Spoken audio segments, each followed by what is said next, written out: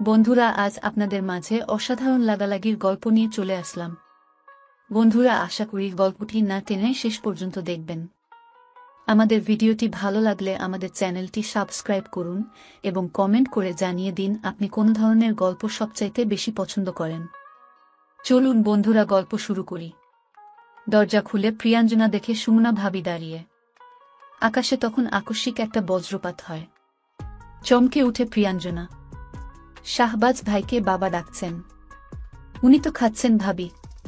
খাওয়া শেষ হলে ভাইয়াকে নিয়ে ড্রয়িং রুমে আসো, তোমার বাবা ভাই কথা বলবেন। সুমনা চলে যায়। প্রিয়াঞ্জনা পিছন ফিরে চায়। শাহবাজের খাওয়া শেষ। হাত ধুয়ে এসে বলে, চলো। কি বলবে বাবা ভাইয়া? প্রিয়াঞ্জনার মন কু ডাকছে। বের হওয়ার আগে নিজের শাহকে থামায় প্রিয়াঞ্জনা।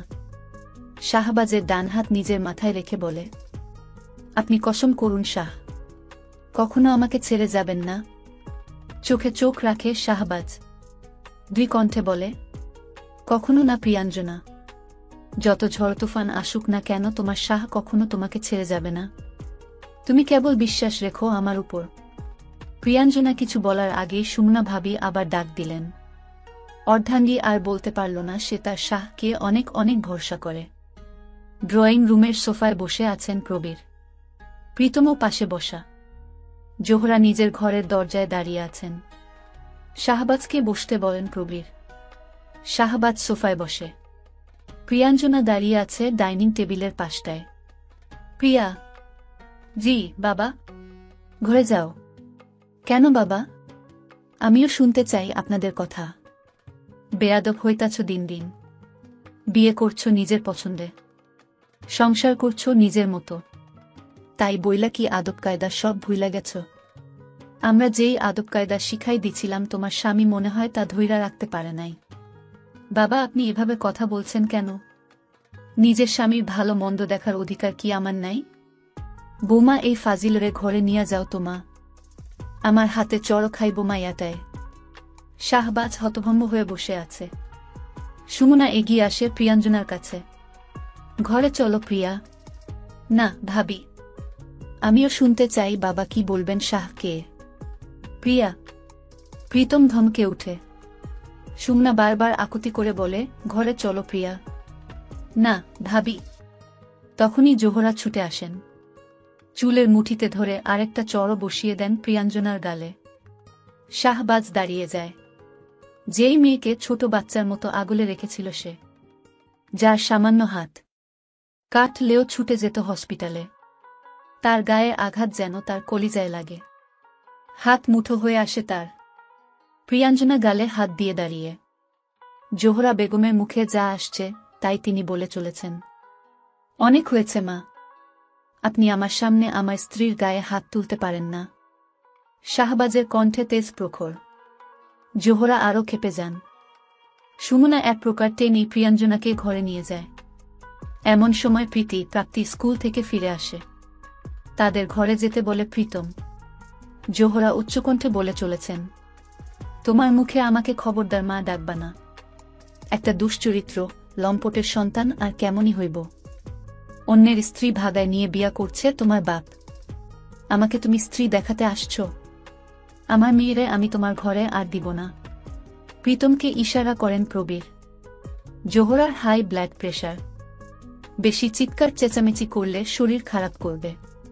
প্রীতম মাকে বলে, আম্মা আপনি শান্ত হন, ঘরে যান, আমরা কথা বলতেছি তো। এই এক মাইয়া মাইয়া কইরা আমার জীবন গেল। কালনাগিনী জন্ম দিচ্ছি আমি। মায়ের দুঃখ বুঝল না। এক লম্পটের ঘরের বাটপারের নেশায় পড়ছে। বাপমা চিনল না। জোহরাকে ঘরে দিয়ে আসে প্রীতম। সেই সাথে দরজাও বাইরে থেকে আটকে দেয়। শাহবাজের আত্মসম্মানে আঘাত লাগে প্রখর। মানুষের জীবনে কিছু কিছু সময় আসে, সে বুঝতে পারে তার সাথে অন্যায় হচ্ছে, তার প্রিয়জনদের সাথে অন্যায় হচ্ছে, তবে তার করার কিছুই থাকে না। আঘাতে আঘাতে ভিতরটা জর্জরিত হয়ে গেলেও মানুষকে ভান করতে হয় নির্জীব জড়বস্তুর মতো। শাহবাজের সেই কঠিন সময়টাই চলছে। সে বরাবরই শান্ত মাথার মানুষ। কঠিন থেকে কঠিন পরিস্থিতিও সে শান্তভাবে সামলেছে। আজ সব অগোছালো লাগছে। প্রিয় মানুষটির গায়ে আঘাত হতে দেখে রাগে ভিতরটা ফুঁসে উঠছে বারবার। উপর দিয়ে সে শান্ত হতভম্ব। সে জানে প্রতিক্রিয়া করে কোনো লাভ কি। পরিস্থিতি তার অনুকূলে নেই।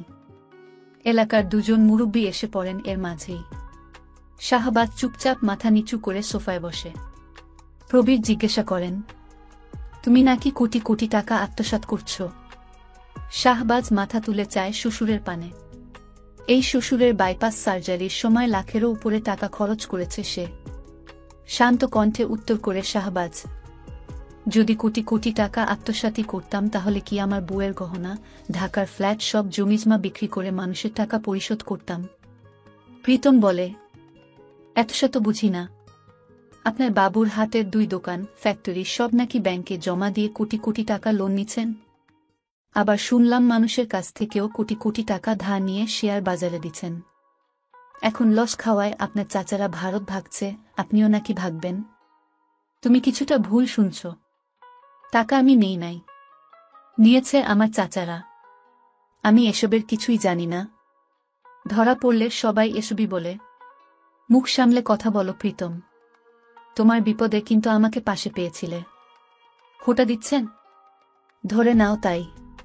আমানুল্লাহ সাহেব নামের এক মুরব্বী গম্ভীর কণ্ঠে বলেন, তুমি কি করছো না করছো হেইডা আমাগো দেহার ব্যাপার না। আমাগো মাইয়ারে আর এসবে জড়াইতে চাই না। সোজা কথা, আমাগো মাইয়ারে তালাক দিয়া দাও। তোমার মতো চোর বাটপারের কাছে তো আর মাইয়া রাখবার পারুম না। প্রবীরও তাল দিয়ে বলেন, আমারও একই মতো। এবার যেন শাহবাজের ধৈর্যের বাঁধ ভেঙে যায়। ফাইজলামি পেয়েছে এরা। এত সহজ সবকিছু। আপনার কথায় তো আমি আমার বউকে ছাড়ব না চাচা।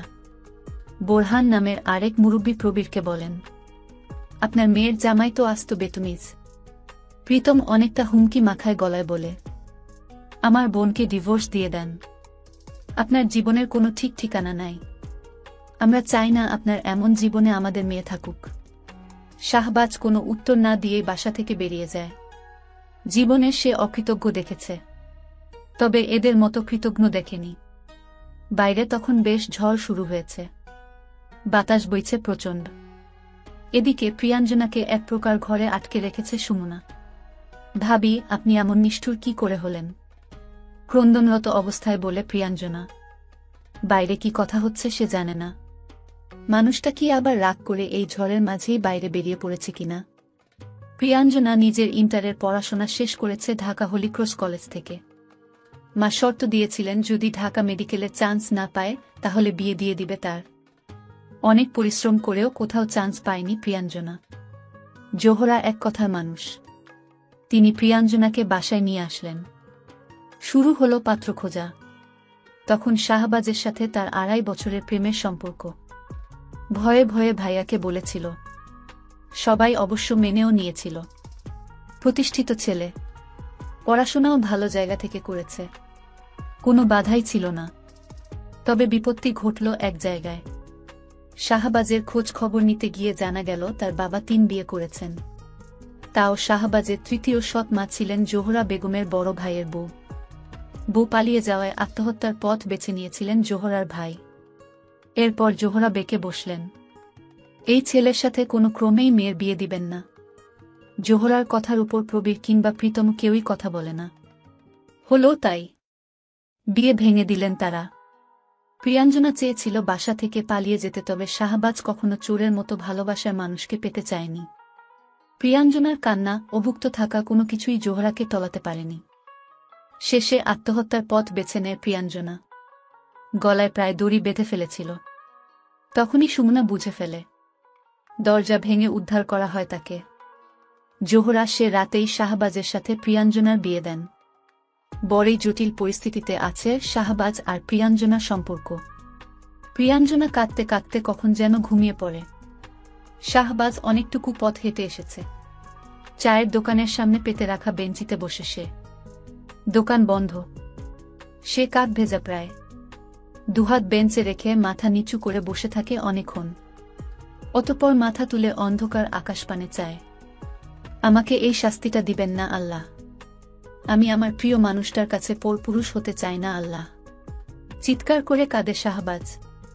চোখের জলে বৃষ্টির জলে মিশে একাকার। মনে পড়ে সেই প্রথম দিনের কথা। সেদিনও তো এমনই ঝড় ছিল।